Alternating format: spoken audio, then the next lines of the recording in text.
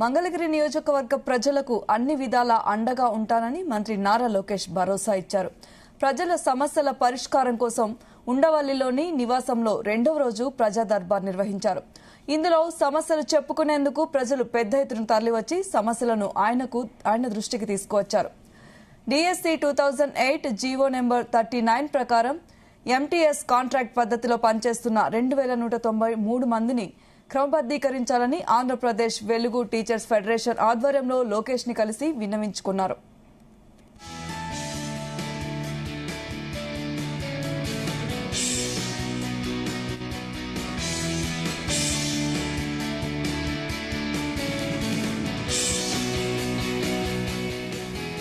గత ప్రభుత్వం fee reimbursement సక్రమంగా చెల్లించనందున తన పాలిటెక్నిక్ సర్టిఫికెట్లను నూజివీడు కళాశాల నుంచి ఇప్పించాలని కోరారు.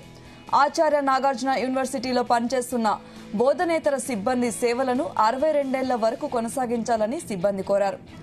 నులకపేట ఎంపీయూపీ ఉర్దూ ప్రభుత్వ పాఠశాలల్లో 9వ తరగతి విద్యాబోధనకు అనుమతి ఇవ్వాలని పాఠశాల పేరెంట్స్ కమిటీ సభ్యులు ఆయన దృష్టికి తీసుకువచ్చారు. అరుదైన వ్యాధితో బాధపడుతున్న 5 నెలల తన మేనల్లుడికి వైద్య సహాయం అందించాలని మంగళగిరికి చెందిన షేక్ నజీనా వేడుకున్నారు.